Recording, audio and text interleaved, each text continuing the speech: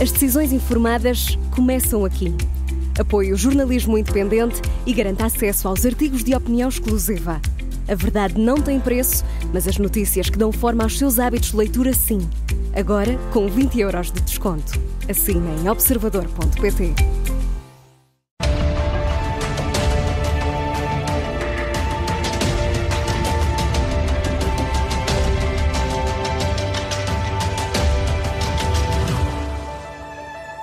Gabriel Bernardino foi, durante 10 anos, presidente da EIOPA, que é o principal regulador europeu das seguradoras e dos fundos de pensões. Foi um organismo que liderou até 2021. Depois disso, recentemente, foi durante um ano presidente do regulador do mercado de capitais, a CMVM, um mandato que teve de interromper antecipadamente por motivos de saúde. Está aqui connosco para falar sobre o sistema de pensões e sobre a reforma dos portugueses. Dr. Gabriel Bernardino, recuando então para a sua experiência nesse supervisor europeu, em poucas palavras, como é que se pode enquadrar o sistema de pensões de reforma em Portugal na comparação com outros países europeus, nomeadamente no que diz respeito à sua sustentabilidade futura? Em poucas palavras, que é o desafio. Com certeza. É um grande desafio, desde logo porque, obviamente, os sistemas de reforma e de pensões têm a sua complexidade, não só em Portugal, como também a nível europeu. Eu diria que há elementos que são convergentes.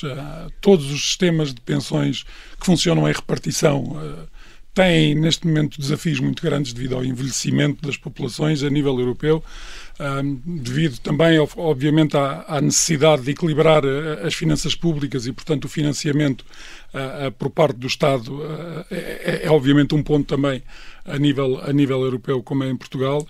Talvez o elemento mais distintivo relativamente à situação portuguesa é o facto de nós, por diversas vicissitudes ao longo dos anos, não termos conseguido ter um sistema complementar de pensões feito a nível privado e em capitalização, como existe já e a funcionar desde há muitos anos em vários países europeus. E esse é um aspecto distintivo que penso que deverá ter que ser alterado. E porque torna a sustentabilidade menos garantida, é isso? Claro, ouça, é assim, a sustentabilidade de um sistema, em termos globais, de um sistema de segurança social, acho que deve ser vista sobre diferentes pontos de vista e de análise.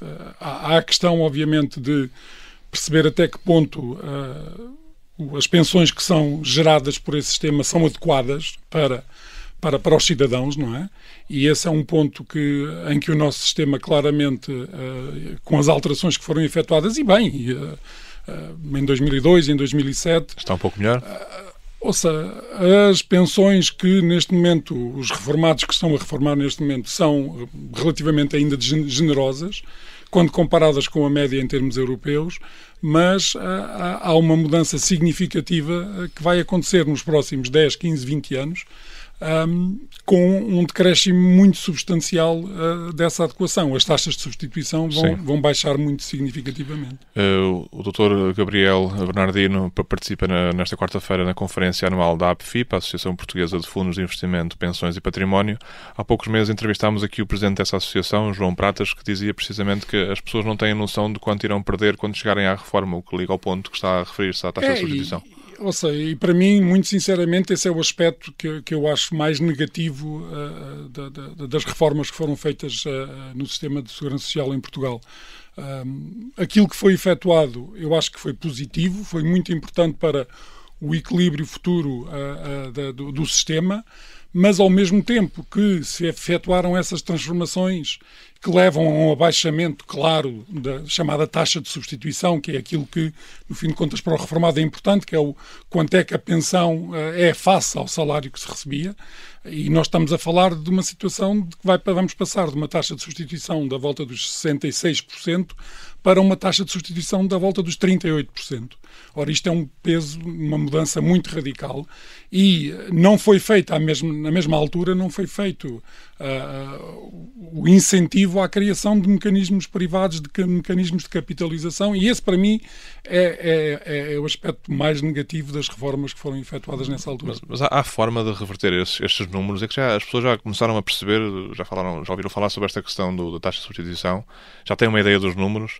mas é irreversível? Ou seja, há alguma forma de dar a volta a esses números ou não? O sistema foi mudado, as pensões vão ser calculadas com base na carreira completa.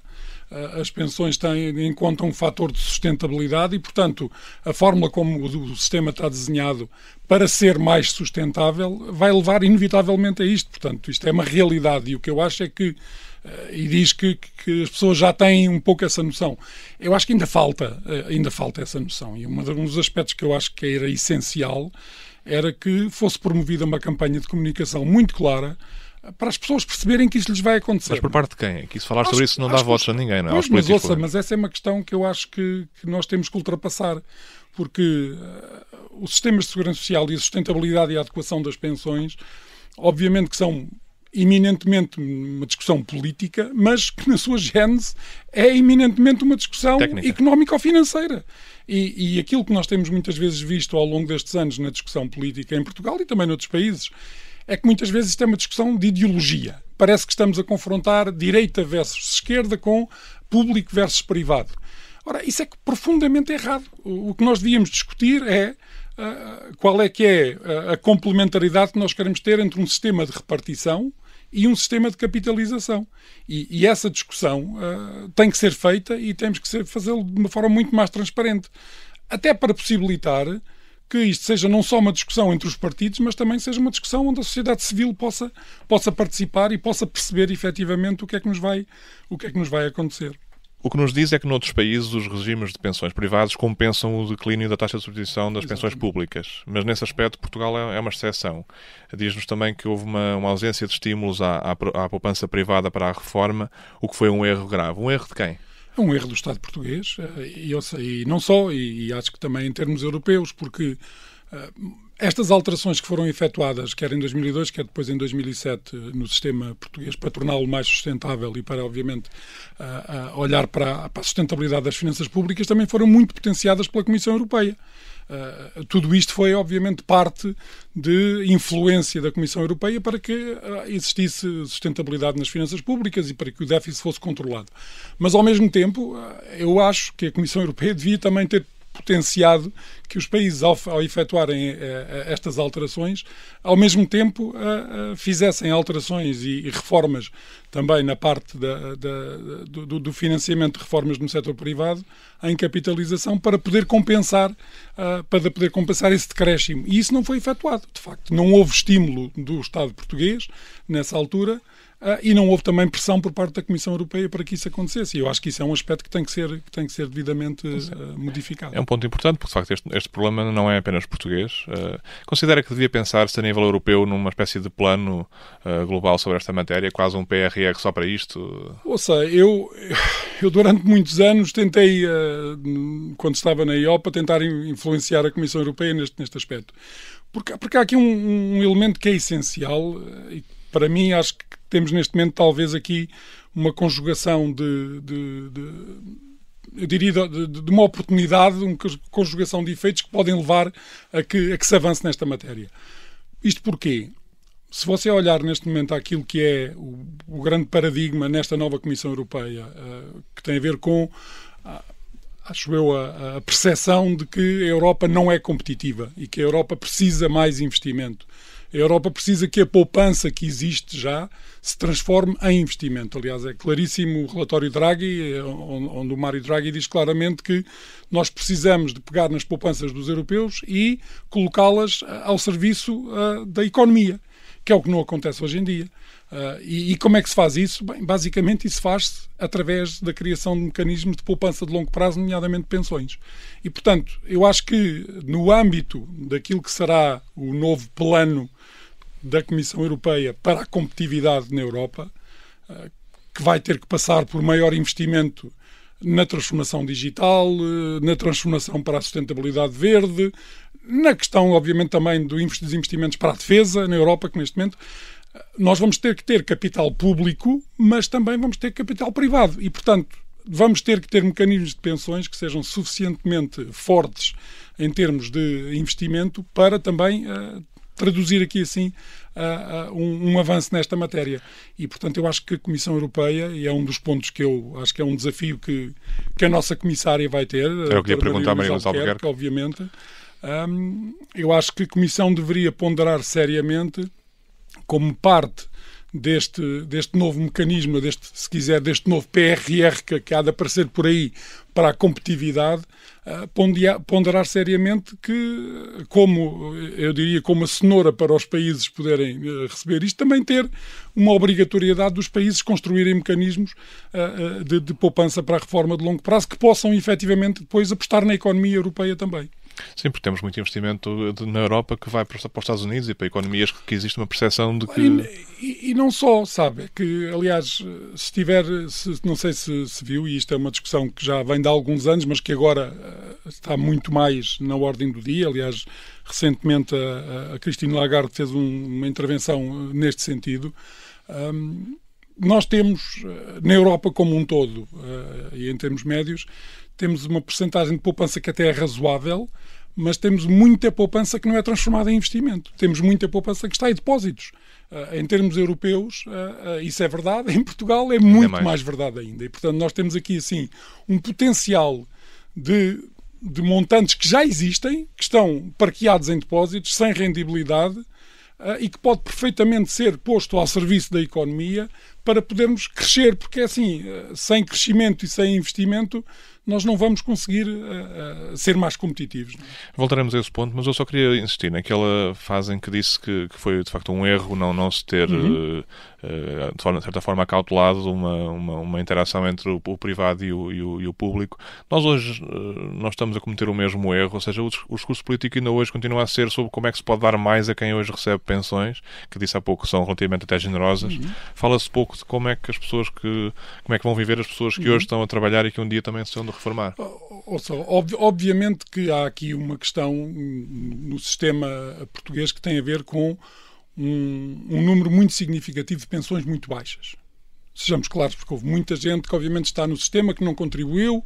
Há um esforço, obviamente, do Estado para contribuir para esse tipo de pensões e eu, pessoalmente, acho que era por aí que se deveria ter mais atuação, não é? As pensões mais baixas deveriam efetivamente ser aumentadas e já havia um esforço nesse sentido. O que eu acho que é muito penalizador é ver o discurso hoje em dia político e as discussões que são feitas relativamente a esta matéria ser apenas focalizado no ponto do crescimento das pensões, quando existe, eu diria, uma questão muito mais importante que tem a ver com o futuro da adequação das pensões no sistema e da sua sustentabilidade. E, portanto, nós devíamos discutir isso. E isso, sinceramente, olhando para aquilo que são as melhores práticas internacionais, e tem havido vários países, inclusive na União Europeia, que têm feito essas mudanças nos últimos anos, tem que passar, inevitavelmente, por utilizar partes das contribuições que são efetuadas hoje em dia para capitalização, porque é isso que pode gerar rendibilidade para poder colmatar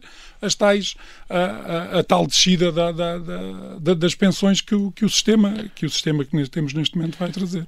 Mas fala em capitalização, mas o discurso político que temos, a minha dúvida é se ajuda ou se prejudica isso, porque tendo em conta que tínhamos, por exemplo, um antigo primeiro-ministro que falava sobre o risco de colocar as pensões futuras no casino dos mercados financeiros. Foi este tipo de discurso que nos trouxe até aqui?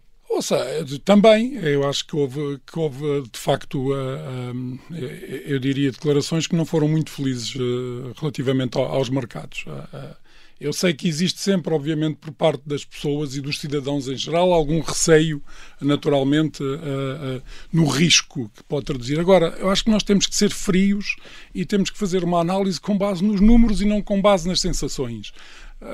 Analisar com base nos números é muito claro. Aliás, veja, por exemplo, na semana passada foi publicado um relatório pela OCDE que mostra claramente que os sistemas que mais investem, os sistemas de pensões que mais investem em capitalização, que mais investem em ações, que mais têm em conta a lógica de longo prazo, são aqueles que têm melhor rendibilidade, são aqueles que podem permitir melhores pensões depois no final. Portanto, isto não é uma questão de, eu diria, de estados de alma. É uma questão de factos, de realidades, de números. Estados de alma e de ideologias? E de ideologias, quer dizer, é por isso que eu digo que a discussão tem que deixar de ser uma discussão ideológica, tem que passar a ser uma discussão com uma base económica ou financeira. Mas comunicar sobre esta matéria é uma coisa, como dizia há pouco, não dá votos a ninguém. Como é que se descalça esta bota? Eu acho que nós também, como sociedade civil, devemos pressionar também o sistema político para ser transparente. Um sistema de segurança social no seu todo é talvez dos ativos mais relevantes que nós temos como sociedade. E deixe-me ser muito claro, eu não sou apologista de se acabar com o sistema de segurança social público. Longe disso. Acho que tem um papel muitíssimo relevante naquilo que é depois, obviamente, a distribuição que se pode fazer e para tentar colmatar também as situações das pessoas mais vulneráveis, tudo isso. Agora, aquilo que a realidade, mais uma vez, e os números mostram a nível internacional, é que só combinando essa lógica de repartição com uma lógica forte de capitalização, é que se conseguem ter resultados mais positivos. E transmitir isso às pessoas, eu acho que não é uma questão, mais uma vez, não é uma questão de ideologia, é uma questão de transparência. Faz falta haver uma associação de futuros pensionistas, já que existe uma de atuais pensionistas? Assim, um dos aspectos que eu acho mais penalizadores do sistema que neste momento é precisamente a questão da equidade entre gerações. E acho que nós temos que ser muito frios e muito calculistas a olhar para estes números. Nós temos, neste momento ainda, felizmente, pessoas que estão na reforma e que até têm reformas relativamente boas, com taxas de substituição boas, que estão a ser financiadas precisamente pelos jovens.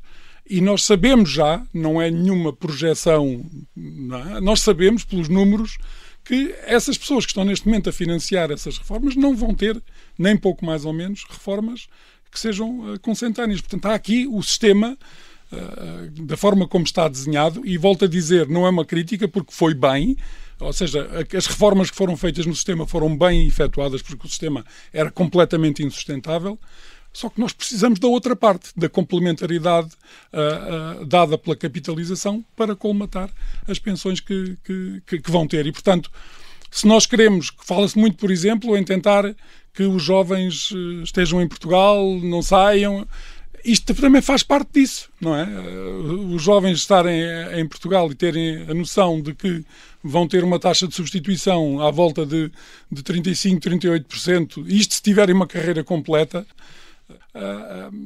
Há coisas que têm, obviamente, mais custos políticos do que outras. Sim. Obviamente, fazer uma reforma profunda do sistema tem custos políticos. Escreva isto que lhe digo, vai ter que acontecer mais tarde ou mais cedo. Já em alguns países isso vai ter que ser feito alguma limitação ao valor das pensões.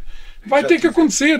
Sim, um dos números que nos trouxe é que o número de ativos por reformado diminuiu 50% entre 1975 e 2022.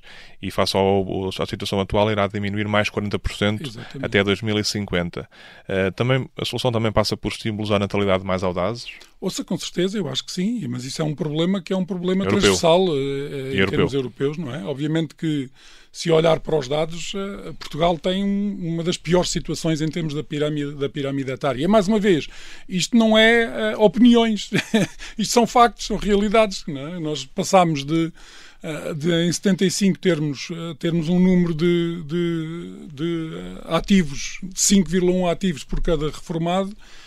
Neste momento andamos à volta dos 2,5 ativos por reformado, e o que vai acontecer, inevitavelmente, é que por volta de 2050 teremos 1,5 ativos por reformado. Ora, isto obviamente, como se pensará, não é preciso ser muito vidente para ver o resultado que isto vai ter em termos do esforço financeiro e do impacto que isto vai ter, obviamente, a nível das pensões. Cita um estudo da Mercer, recente, que estudou 48 sistemas de pensões, como os dados de facto demonstram que a situação atual não está longe de ser muito negativa, mas concluiu que o sistema português é um dos piores, é o 42º em 48, portanto, em termos de sustentabilidade. Falava do risco, claro, de injustiça intergeracional. Já se falou no passado em escrever de forma clara na Constituição Portuguesa o princípio da equidade intergeracional. O PSD chegou a propor isso há alguns anos. Faz sentido? Assim, eu acho que esse é um princípio que deveria ser assumido por todos nós enquanto sociedade, porque se nós não contribuirmos e não fizermos reformas nos sistemas que levem a, pelo menos, diminuir o gap que vai existir e que vai começar a existir cada vez mais, eu acho que isso, a certo ponto, vai criar problemas mesmo em termos sociais e clivagens. E, portanto, inscrever na Constituição parece-me ser um bom ponto, mas mais importante do que isso é tomar medidas e ações concretas que possam fazer com que o sistema como um todo seja muito mais equitativo. Era o que eu lhe ia perguntar. Propostas concretas que consiga explicar em termos simples e que deviam ser prioritárias? É assim, eu acho que há um conjunto de medidas que se podem tomar no curto prazo. Dir-me-á que algumas delas podem ter custos políticos. Pois acredito que sim, mas é para isso que nós temos líderes. Os líderes não servem só para fazer as coisas fáceis, os líderes servem para fazer as coisas que são, se calhar, mais difíceis. Mas e se eles não tiverem votos suficientes para poderem fazer o que quer que seja? Ouça, os votos existem e os portugueses depois tomarão a sua decisão quando votam face às medidas que foram implementadas. E eu acredito que os portugueses verão com bons olhos quem toma medidas para assegurar a sustentabilidade e a equidade intergeracional. Acho que os portugueses não são diferentes das pessoas nos outros países. Agora, obviamente que há medidas que são mais difíceis do que outras. Eu acho que há 4 medidas que se podem tomar no curto prazo, que não necessitam de muita reflexão adicional, que eu acho que o Governo deveria tomar. Em primeiro lugar, há um aspecto que eu acho que é fundamental, que é conhecer a realidade em termos de números e de cálculos de quais são as responsabilidades do atual sistema de segurança social. E foi publicado recentemente o Livro Verde da Segurança Social, que é um trabalho que eu acho que está bem feito e, portanto, bem positivo, mas foi uma oportunidade perdida de não se ter, no âmbito desse estudo, efetuado um cálculo, efetivamente, quais são as responsabilidades que o sistema tem neste momento e como é que o vamos financiar, porque isso é que deve ser a base da discussão para a tal equidade intergeracional, porque de resto andamos todos aqui assim a comentar, mas sem um conhecimento de base que permita não só que sejam tomadas pelo Governo ações e medidas, mas também que a própria sociedade civil, de uma forma transparente, possa emitir as suas opiniões e contribuir para isso. Portanto, isso eu acho que é fundamental, devia ser feito e pode ser lançado a curto prazo. Portanto, ter um estudo que seja independente, que nos diga claramente estas são as responsabilidades do sistema, são as contribuições que são necessárias para o sistema ser equilibrado, estas são as pensões que as pessoas irão, em termos projetados, receber. Segundo ponto que eu acho que é fundamental, como disse, é comunicar às pessoas com verdade, com transparência, quais as taxas de substituição que vão ter efetivamente no futuro próximo.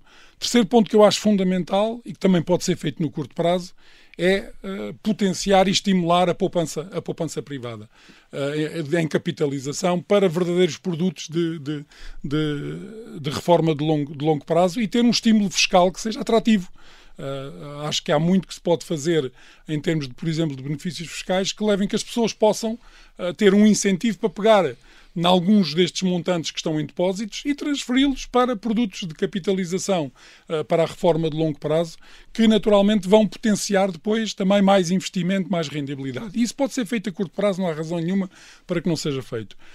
Depois há outros aspectos, por exemplo, um dos elementos que é muito positivo no nosso sistema neste momento, que é o Fundo de Estabilização Financeira da Segurança Social, que é uma almofada que foi sendo construída ao longo dos anos para fazer face a situações no futuro que possam ser menos equilibradas. Esse fundo tem acumulado valores significativos. Eu penso que, pelos números que eu vi, no final deste ano deverá atingir o objetivo, que era ter 2 anos de pensões no fundo. Mas há um aspecto que eu acho que é muito negativo, que tem a ver com a política de investimentos que esse fundo teve ao longo dos anos. Política de investimentos que está definida em termos legais, que impõe que o fundo tenha que investir pelo menos 50% em dívida pública nacional, que tenha que investir maioritariamente em dívida, quando... Está errado. Está errado. E, obviamente, basta Tinha que investir em quê?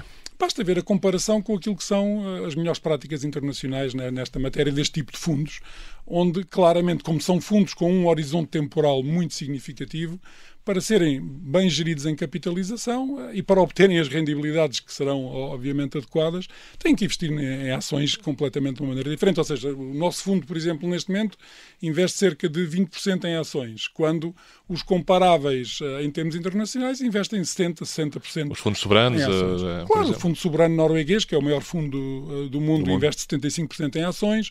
Um fundo australiano que é muito comparável àquilo que nós temos cá, investe também em ações e produtos alternativos, cerca de 65%, 70% também.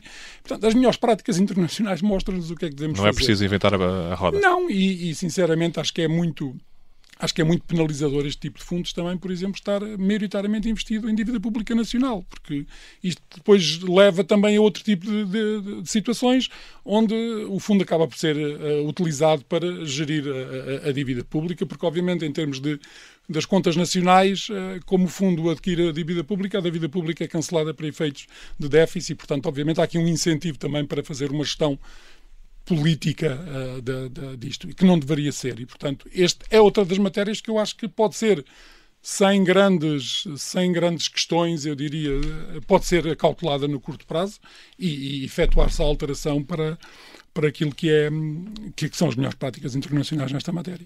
Além daquilo que os números dizem de forma clara sobre o futuro, existe também o risco de a economia ter momentos difíceis, como já teve no passado. Na sua apresentação falou sobre o peso das transferências do Orçamento do Estado para a Segurança Social e para a CGA, para a Caixa Geral de Apresentações, que em média nos últimos anos chegaram a 6,5% do PIB. Que é um número elevado. Neste contexto, o que é que acontece se houver novos períodos difíceis para a economia e para as contas públicas a este respeito? Esse é um dos aspectos que, obviamente, se tem que olhar quando se analisa a sustentabilidade do sistema, não é? E, claramente, em Portugal, o nosso sistema não se autofinancia, ou seja, as contribuições que nós temos enquanto empregadores e enquanto trabalhadores não são suficientes per si para as despesas que o sistema tem como um todo. E, portanto, isso leva a que haja contribuições do Orçamento do Estado. E quando juntamos aquilo que é a realidade da Segurança Social com aquilo que é a realidade da Caixa Geral de Apresentações, e é assim que se deve ver, porque obviamente o sistema deve ser visto como um todo, o facto de nós termos 6,5% do PIB em média nos últimos 5 anos, mostra que o sistema não é autossustentável, não é? E isto depois a que é que leva? Leva que, obviamente, quando existirem choques externos que impliquem na nossa economia problemas, vamos ter, obviamente, dificuldades, como tivemos no tempo da Troika. Felizmente, neste momento, temos o Fundo de Estabilização Financeira da Segurança Social, que nos pode ajudar, não é? Mas ainda aí, por exemplo, eu acho que deveria-se também ter com maior clareza definido como é que o fundo é utilizado. Acho que neste momento não se percebe muito bem para que efeitos e quando e como é que o fundo pode ser utilizado. E quanto melhor nós definirmos isso antecipadamente, mais fácil será gerir depois, numa eventual situação de crise, mais fácil será gerir isso. Mas também, para as pessoas perceberem, um sistema de capitalização com mais poupança privada para a reforma, o que é que isso quer dizer na prática? Quer dizer que as pessoas estão habituadas a pagar a sua TSU, estão habituadas também, em alguns casos, a fazer alguns investimentos, mas o que é que isto muda na prática, sobretudo tendo em conta que o país é um país que tem salários baixos, em termos comparativos. Como é que esta realidade se concretiza no terreno? Ora, em termos práticos, isto significa que podemos, talvez, deslocar uma percentagem daquilo que são as contribuições que nós temos hoje em dia, já, para a capitalização. E podemos também olhar para aquilo que é a poupança das famílias. Como disse, maioritariamente, em Portugal, 44% da nossa poupança está em depósitos, o que é económico ou financeiramente errado, e podemos, obviamente, pegar uma parte desses montantes que não estão a render basicamente nada e metê-los também no sistema de respeito aos salários, como é que isso, que alterações é que isso podia trazer? Isso, obviamente, aquilo nós temos hoje em dia já taxas contributivas que são bastante elevadas, não é?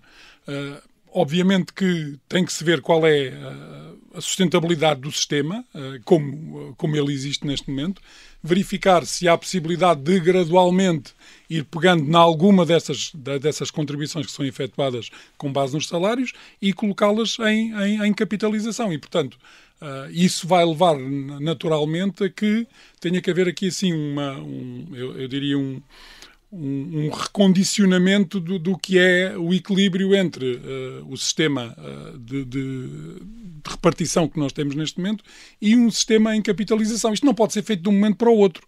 Ou seja, por exemplo, acho que há agora um bom exemplo que é a Irlanda, que vai ter uma reforma a implementar a partir do próximo ano. E a Irlanda já é um país onde existem muitos fundos de pensões privados no âmbito empresarial, mas eles que têm necessidade e sentiram a necessidade de complementar as reformas que têm na Segurança Social e, portanto, avançaram para a criação de um sistema de capitalização que... O jargão que se utiliza em termos ingleses é o auto-enrollment. O que é que isto quer dizer? É um sistema em que a adesão é obrigatória, automática, sim. Automática, e depois a pessoa tem a possibilidade de sair num certo prazo, se tiver, mas obviamente todos nós sabemos que a inércia das pessoas leva a que muitas vezes não adiram voluntariamente a estes sistemas, mas uma vez que estejam incluídos nos sistemas, começam a ver... De facto, são bons temas e o interesse do sistema e, portanto, não saem. E, portanto, essa é uma das reformas que poderia ser feita em Portugal. Claramente. Rapidamente. Claramente. Esteve na CMVM, obviamente, durante um ano. Com a sua experiência neste setor das pensões e dos seguros, queria perceber se está disponível nos próximos tempos para assumir algum tipo de responsabilidade nestas áreas. Ou seja, eu estou sempre disponível para contribuir com aquilo que é o meu conhecimento, aquilo que tive na minha carreira e a minha paixão por este assunto, porque eu acho que isto é um assunto que é fundamental para todos e, portanto, naquilo que eu possa contribuir com a minha experiência e com o meu conhecimento, estarei com toda a certeza aberto.